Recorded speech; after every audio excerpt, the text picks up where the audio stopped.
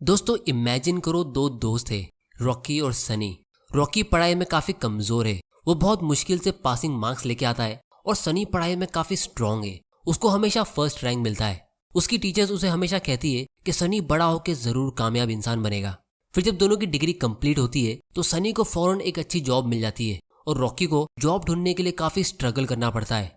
लेकिन जब ये दोनों 10 साल बाद अपने कॉलेज की रीयूनियन पार्टी में मिलते हैं तो रॉकी एक बहुत ही महंगी कार में आता है और वो काफी अमीर हो चुका होता है, और सनी टैक्सी में आता है और वो इतना अमीर भी नहीं होता है। तो सारे कॉलेज के फ्रेंड्स ये सीन देख के काफी चौंक जाते हैं कि जो बच्चा पढ़ाई में टॉप आता था वो फाइनेंशियली स्ट्रगल करता हुआ नजर आ रहा है, और जो बच्चा पढ़ाई में बुद्धू था वो इतना अमीर कैसे हो गया।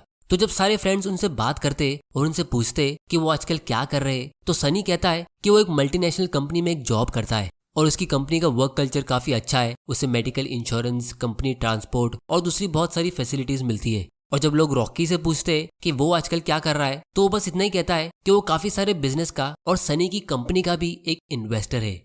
तो इन 10 साल में इन दोनों ने क्या किया इसको हम आगे वीडियो में समझेंगे, लेकिन उसको समझने के लिए दोस्तों आप लोग मुझे एक बात सच सच बताओ, हम मेजॉरिटी मिडिल क्लास फैमिलीज में बच्चों को क्या सिखाया जाता है कि बेटा डिग्री ले लो, मेहनत करके जॉब करो और जितना मिल जाए उसमें खुश रहो, क्योंकि ज्यादा पैसा मतलब ज्यादा प्रॉब्लम्स। अगर आपके पास एक अच्छी डिग्री है, एक सेफ जॉब है तो वो सबसे बेस्ट है।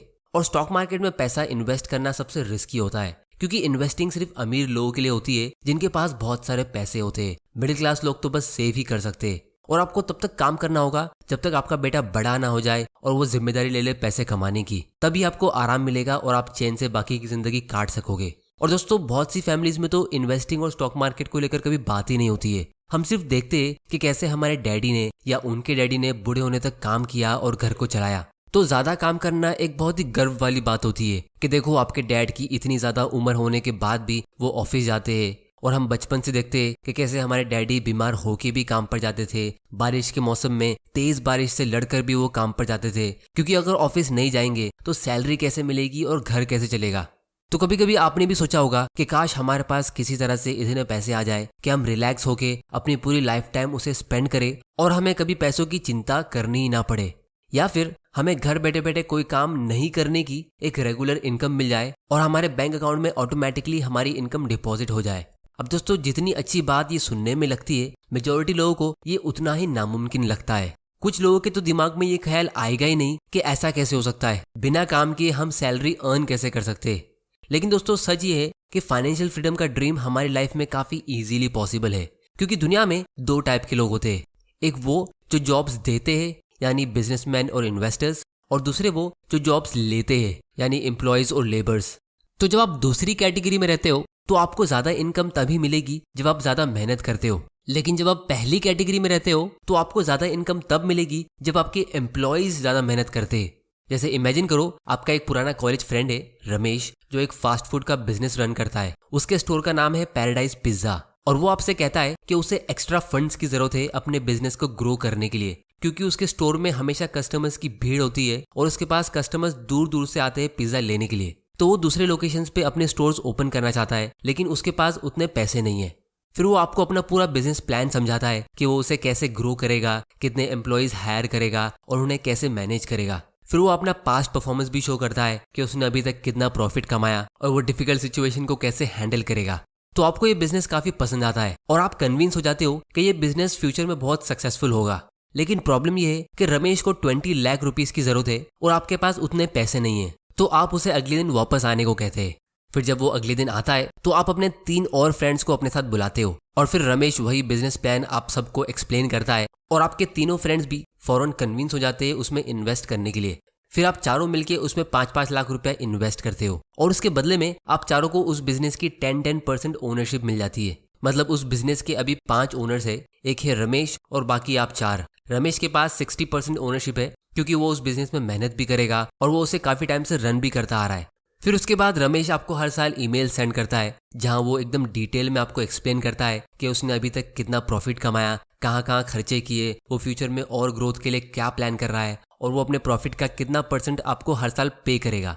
तो ये जो रमेश के बिजनेस में आपने 10% इन्वेस्ट किया, इसको हम कहेंगे कि आपने उसकी कंपनी के 10% शेयर्स खरीदे, क्योंकि आप सभी पार्टनर्स ने मिलकर उस कंपनी के प्रॉफिट को शेयर करने के लिए अग्री किया है। और जो ईयरली प्रॉफिट आपको मिलेगा उसे हम डिविडेंड्स कहेंगे, जिसके लिए आपको कुछ करने की जरूरत नहीं होगी, आपको घर बैठे बैठे वो प्रॉफिट मिलेगा क्योंकि आप उस कंपनी के एक पैसिव इन्वेस्टर हो। अब दोस्तों एक्चुअली में बहुत लोगों के पास रमेश जैसे फ्रेंड्स नहीं होते जो उनके घर का दरवाजा खटखटाए अपने बिजनेस में इन्वेस्ट करने के लिए, और सभी के पास लाखों रुपए की सेविंग्स नहीं होती है। इसीलिए हमारे लिए शेयर मार्केट बहुत ही यूजफुल होता है क्योंकि इस मार्केट के जरिए हम हजारों सक्सेसफुल कंपनीज में से किसी अच्छी कंपनी को पिक करके उसमें इन्वेस्ट कर सकते हैं।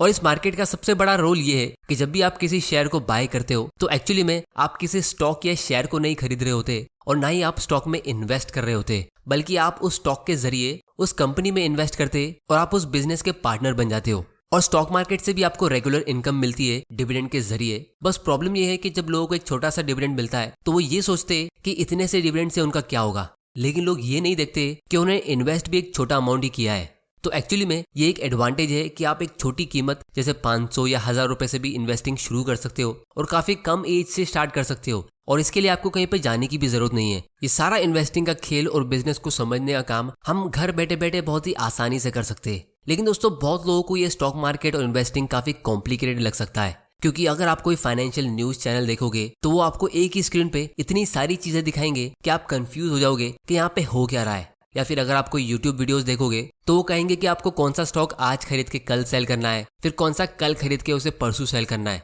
और एक ही स्टॉक के लिए किसी से आपको बाय करने की एडवाइस मिलेगी और किसी और से आपको सेल करने की एडवाइस मिलेगी। तो इसीलिए अगर आप दूसरों की सुनोगे तो आप कभी वेल्थ क्रिएट कर पाओगे नहीं, क्योंकि आपको बिजनेस में कॉन्फिडेंस होना चाहिए उसे लॉन्ग टर्म के लिए होल्ड करने के लिए। तो अब आप सोच रहे होगे कि हमारे पास अच्छी कंपनी का आइडिया और कॉन्फिडेंस आएगा कहाँ से। तो दोस्तों सच ही है कि हम अपने चारों तरफ से अच्छे बिजनेस से घिरे हुए होते हैं। जैसे इमेजिन करो कि आप सुबह सुबह चाय पीते पीते ये सोचते हो कि आप अपने पैसे कहाँ इन्वेस्ट करोगे, और अचानक से आप ये सोचते हो कि यार मैं टाटा टी पीता हूँ और ब्रिटानिया की बिस्किट साथ में खा रहा हूँ और ये चीज तो मैं पिछले काफी सालों से कर रहा हूँ, तो ये कंपनी में इन्वेस्ट करना कैसा होगा, क्योंकि आप इनके डेली कस्टमर हो। और जब आप इनके कस्टमर नहीं रहोगे तो सबसे पहले ये चीज आपको ही पता चलेगी। तो इस सिचुएशन में अगर आप इन कंपनीज पे रिसर्च करते हो तो ये एक अच्छा स्टार्टिंग पॉइंट होता है, क्योंकि आपका फोकस कंपनी के बिजनेस और उसके प्रोडक्ट पे, ना कि स्टॉक के प्राइस पे। अब ऐसा नहीं है कि आपको वही 2 कंपनीज में इन्वेस्ट कर लेना चाहिए, लेकिन अगर आप ऐसी किसी कंपनी में जैसे सुज़लॉन एनर्जी या DHFL के शेयर्स खरीद लेते हो ये सोच के कि इनका शेयर प्राइस ऊपर जा सकता है, तो ये एक टाइप की गैम्बलिंग हो जाती है। क्योंकि शॉर्ट टर्म में स्टॉक का प्राइस रैंडमली फ्लक्चुएट होता है, लेकिन लॉन्ग टर्म में स्टॉक का प्राइस उसके बिजनेस के परफॉर्मेंस को फॉलो करता है। और सच ये है कि बहुत ही कम लोग स्टॉक मार्केट में किसी कंपनी पे फोकस करके उसके शेयर्स बाय करते हैं, जिसका मतलब ये है कि मेजॉरिटी लोग इसमें गैम्बलिंग करते हैं और इसीलिए 99% मिडिल क्लास लोग इसमें पैसा लूज करते हैं, क्योंकि मेजॉरिटी लोग जॉब्स करते हैं जिनको बिजनेस की इतनी नॉलेज होती नहीं है। तो इसीलिए अब हम ये समझते हैं कि जब आपके दिमाग में कोई स्टॉक का आइडिया आता है या फिर आपको कहीं से स्टॉक की टिप मिलती है तो आप उसमें रिसर्च कैसे और कहाँ कर सकते हो। तो यहाँ पे बिजनेस को स्टडी करने के लिए मैं टिकर टेप यूज कर रहा हूँ, जहाँ से हम ऑलमोस्ट सारी पब्लिक कंपनीज का पब्लिक डेटा एनालाइज कर सकते हैं। इसकी लिंक आपको नीचे डिस्क्रिप्शन में मिल जाएगी, आप वहां जाके इसे चेक कर सकते हो। तो एग्जाम्पल के लिए हम एक सिंपल कंपनी की बात करते हैं। ब्रिटानिया इंडस्ट्रीज के बारे में आप सभी लोग जानते होंगे। इनकी बहुत तरह की बिस्किट्स आती है जो बच्चों से लेके बूढ़े तक सब खाते हैं। तो जब भी आप किसी बिजनेस को स्टडी करते हो तो सबसे पहले आपको उसके सेल्स को देखना चाहिए, क्योंकि अगर कंपनी का सेल नहीं होगा तो फ्यूचर में वो कंपनी नहीं होगी। तो यहाँ पे हम फाइनेंशियल्स पे जाके कंपनी के 10 साल पहले का रेवेन्यू चेक करते हैं। अब ये नंबर करोड़ में है, तो आप देख सकते हो 2012 में कंपनी ने 5.5 थाउजेंड करोड़ का सेल किया। फिर नेक्स्ट ईयर इन्होंने 6.2 थाउजेंड करोड़ का बिजनेस किया, फिर उसके बाद 6.9, फिर 8,000, और इसी तरह ये बिजनेस ग्रो होते होते अभी 13,000 करोड़ का हो गया है। तो आपको एक पैटर्न क्लियरली दिख रहा है कि कंपनी का सेल्स कंसिस्टेंटली हर साल इंक्रीज हो रहा है। तो आपको एक कॉमन सेंस लगा के सोचना है कि आपको क्या लगता है अगले कुछ सालों में ये सेल्स इंक्रीज होगा या कम होगा। इस चीज का जवाब आप लोग मुझे नीचे कमेंट करके देना। फिर हम इसका प्रॉफिट मार्जिन चेक करेंगे, क्योंकि सेल्स में से कंपनी को बहुत सारे एक्सपेंसेस माइनस करने होते हैं और जो लास्ट में बच जाता है वही कंपनी का प्रॉफिट होता है, जिससे कंपनी की इंट्रिंसिक वैल्यू ग्रो होती है। तो प्रॉफिट मार्जिन के लिए हम यहाँ पे मार्जिन व्यू सिलेक्ट करेंगे। 10 साल पहले कंपनी का नेट इनकम मार्जिन यानी प्रॉफिट मार्जिन 3.6% का था, यानी कंपनी के हर 100 रुपए के सेल्स के बदले कंपनी को सिर्फ 3.6 रुपीज का प्रॉफिट हो रहा था, जो एक्चुअली में बहुत ही कम है। इसीलिए कंपनी ने इस पे फोकस करना शुरू किया और फिर अगले साल इनका प्रॉफिट मार्जिन 4.16% में इंक्रीज हुआ, और फिर उसके अगले साल 5.69% में इंक्रीज हुआ, और फिर उसके अगले साल 8.5%। मतलब कंपनी का सेल्स तो हर साल इंक्रीज हो ही रहा है और उसके ऊपर हर साल ज्यादा प्रॉफिट्स भी कमा रही है। और इसी तरह हर साल इनका प्रॉफिट मार्जिन इंक्रीज होके ये अभी 13.8% का हो गया है, जो एक बहुत ही अच्छा नंबर है। फिर इसके बाद हम कंपनी का डिविडेंड पे आउट रेशियो देखेंगे, मतलब कंपनी कितना परसेंट शेयर होल्डर्स को डिविडेंड के जरिए देती है और कितना अपने पास रखती है ग्रो होने के लिए। तो यहाँ पे हम देख सकते हैं 2012 में कंपनी ने अपनी आधी अर्निंग्स शेयर होल्डर्स को पे की थी। 8 रुपीज पर शेयर की अर्निंग्स में से इन्होंने 4 रुपीज डिविडेंड में पे किया, और फिर इसके बाद कंपनी ने अपना पे आउट रेशियो कंसिस्टेंट रखा 30% के पास, जो एक बहुत ही अच्छा सिग्नल है। इससे हमें क्लियरली दिखता है कि कंपनी अपना बचा हुआ 70% री इन्वेस्ट कर रही थी और अपने बिजनेस को ग्रो कर रही थी। और फिर अच्छा प्रॉफिट कमाने के बाद और अपनी अर्निंग्स को सेव करने के बाद पिछले साल 2021 में इन्होंने एक बड़ा स्पेशल डिविडेंड पे किया। तो इससे आपको एक चीज क्लियरली समझ आ गई होगी कि जो कंपनी जेन्युइनली अपने बिजनेस पे फोकस करती है और अपने शेयर होल्डर की वेल्थ को इंक्रीज करने पे फोकस करती है, तो वो घुमा फिरा के अपना सारा प्रॉफिट्स हम शेयर होल्डर्स को ही देती है। तो जब भी आप किसी स्टॉक के बारे में सुनते हो या आपको किसी स्टॉक में इन्वेस्ट करना है, तो उसके कुछ फाइनेंशियल नंबर्स को आप यहाँ पे आके देख सकते हो कि कंपनी का सेल्स कितना ग्रो हो रहा है और कंपनी प्रॉफिट कमाती भी है या नहीं, कंपनी कोई कर्जे में डूबी तो नहीं है, या उनमें कोई रेड फ्लैग्स तो नहीं है, मतलब फ्रॉड्स एक्सेट्रा एक्सेट्रा। तो जब आपको कोई कंपनी अच्छी लगती है और आपको उसमें इन्वेस्ट करना है, तो आप उसमें एक छोटे अमाउंट से इन्वेस्टिंग शुरू कर सकते हो। जैसे आप उसका एक शेयर खरीद सकते हो ट्रैकिंग पोजीशन के लिए, जहां से फिर आप उसको और स्टडी करना शुरू करोगे। तो अब हम ये समझते हैं कि आप किसी स्टॉक में इन्वेस्ट कैसे कर सकते हो। तो जब भी आपको पैसा सेव करना होता है तो आपको एक बैंक अकाउंट ओपन करना होता है। उसी तरह जब आपको किसी बिजनेस में इन्वेस्ट करना होता है तो आपको एक इन्वेस्टमेंट अकाउंट ओपन करना होता है, जिसको हम डीमैट और ट्रेडिंग अकाउंट कहते हैं। अब यूजुअली जब आपको कोई बैंक अकाउंट ओपन करना होता है तो आपको एक अमाउंट डिपॉजिट करना होता है, फिर एक मिनिमम बैलेंस भी रखना होता है, और फिर बहुत सारी हिडन फीस होती है, जैसे डेबिट कार्ड की 200-300 रुपए की annual maintenance fees, SMS alert की अलग फीस होती है, और ज़्यादा पैसा विड्रॉ करने पे अलग चार्जेस होते हैं।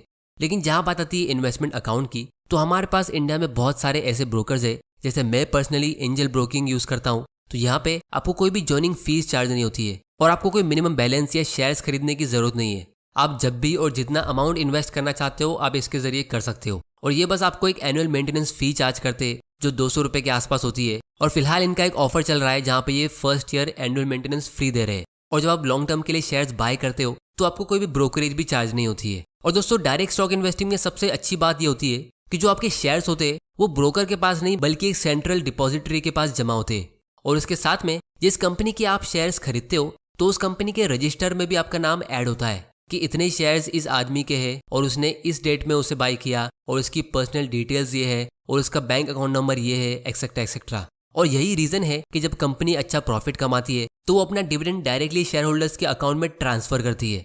इसमें कोई भी ब्रोकर इन्वॉल्व नहीं होता है। तो एक्चुअली में अगर आप थोड़ा गौर करोगे तो स्टॉक्स कैश और बैंक डिपॉजिट के मुकाबले ज्यादा सेफ दिख रहे हैं, क्योंकि अगर कोई बैंक बंद हो जाए तो आपकी FD और सेविंग्स एक बार खतरे में हो सकती है, और कैश आपसे कोई चोरी भी कर सकता है। लेकिन अगर आपने एक बार किसी अच्छी कंपनी में इन्वेस्ट कर दिया और फिर आपका ब्रोकर बंद भी हो जाए तो भी आपको टेंशन लेने की जरूरत नहीं है, क्योंकि आपके शेयर्स का रिकॉर्ड कंपनी के पास भी होता है और डिपॉजिटरी में जैसे CDSL के पास भी होता है। बस प्रॉब्लम यह है कि लोग गलत कंपनी के शेयर्स खरीद लेते हैं, जल्दी अमीर बनने की लालच में किसी हॉट स्टॉक में इन्वेस्ट कर लेते हैं, जिसमें उनका शेयर का प्राइस नीचे जाता है और उनका लॉस हो जाता है। तो अब हम रॉकी और सनी की स्टोरी को कंप्लीट करते हैं। तो रॉकी ने जब अपनी कॉलेज की डिग्री खत्म की तो वो एक बेसिक लेवल का जॉब करते करते बिजनेस और इन्वेस्टिंग के बारे में सीखता, और फिर उसने अपनी मेजॉरिटी सेविंग्स को हाई क्वालिटी की ग्रोथ कंपनीज के स्टॉक में इन्वेस्ट किया लॉन्ग टर्म माइंडसेट के साथ। और सनी ने कभी ज्यादा सेव किया ही नहीं, और जितना भी थोड़ा बहुत वो सेव करता था तो वो उसे किसी सेफ गवर्नमेंट बॉन्ड या FD में इन्वेस्ट करता जो इन्फ्लेशन यानी महंगाई से भी कम रिटर्न दे रहा था, या फिर वो एंटरटेनमेंट के लिए किसी हॉट स्टॉक में इन्वेस्ट कर देता। तो सनी ने पैसा कमाया बहुत था, लेकिन वो अपने कैपिटल को ग्रो कर रहा तो दूर उसे प्रिजर्व भी नहीं कर पाया। और दोस्तों, सबसे सैड बात यह है कि 99% इंडियंस ऐसी ही सनी जैसी अपनी लाइफ गुजार देते हैं। तो इसीलिए फाइनली मैं सिर्फ इतना ही कहूंगा कि जब आप अपना कीमती टाइम देके मेहनत करके पैसा अर्न करते हो और फिर उसको ऐसी जगह रखते हो जहां वो इन्फ्लेशन को भी बीट नहीं कर पाता है, मतलब जिस रेट से इंडिया में महंगाई बढ़ रही है यानी 7-8% के रेट से सिर्फ उतनी ही तेजी से आपका पैसा ग्रो नहीं होता है, तो ये कितनी बुरी बात है। ये तो ऐसा हो गया जैसे आपने बहुत मेहनत करके एक कंपनी स्टार्ट की और फिर आपने उसमें बहुत सारे लोगों को नौकरी दी, फिर उनसे काम कराने के बदले आप खुद और ज्यादा मेहनत करने लगे और आपने उन सारे एम्प्लॉयज को लंबी छुट्टी दे दी, और फिर अपने बुढ़ापे में जब आपको उनकी बहुत ज्यादा जरूरत होती है तो वो एम्प्लॉयज एकदम आलसी और कमजोर हो चुके होते हैं। तो इसमें गलती किसकी है? तो इसीलिए पैसा भी टाइम के साथ बूढ़ा होते रहता है और उसकी वैल्यू टाइम के साथ कम होती रहती है। इसको जवान रखने के लिए और ग्रो करने के लिए आपको इसे इन्वेस्ट करना होता है जहां पे ये आपके लिए काम करता रहे।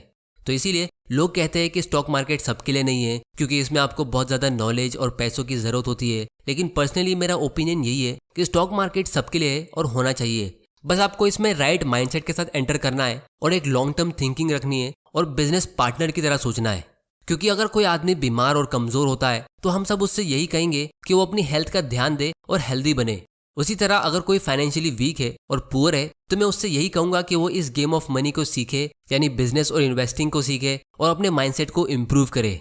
जिसके लिए इस चैनल को सब्सक्राइब करके बेल आइकन प्रेस जरूर कर देना, ताकि आपसे कोई ऐसे वैल्यूबल वीडियोस मिस ना हो जाए। और इन्वेस्टिंग आप जितना जल्दी शुरू करोगे आपके लिए उतना अच्छा है, क्योंकि कंपाउंडिंग के पावर से आप उसका ज्यादा बेनिफिट ले पाओगे। तो दोस्तों आज की वीडियो में इतना ही। टिकर टिप्स से स्टॉक को एनालाइज करने की लिंक और फ्री में एक इन्वेस्टमेंट अकाउंट ओपन करने की लिंक नीचे डिस्क्रिप्शन में, आप वहां जाके उसे चेक कर सकते हो। और आप लोग मुझे नीचे कमेंट करके बताओ कि मैं कौन सी टॉपिक पे फ्यूचर वीडियोस बनाऊं। वीडियो पसंद आया तो इसे लाइक करो, नहीं पसंद आया तो डिसलाइक करो। आपका वैल्यूबल टाइम देने के लिए thank you and good bye.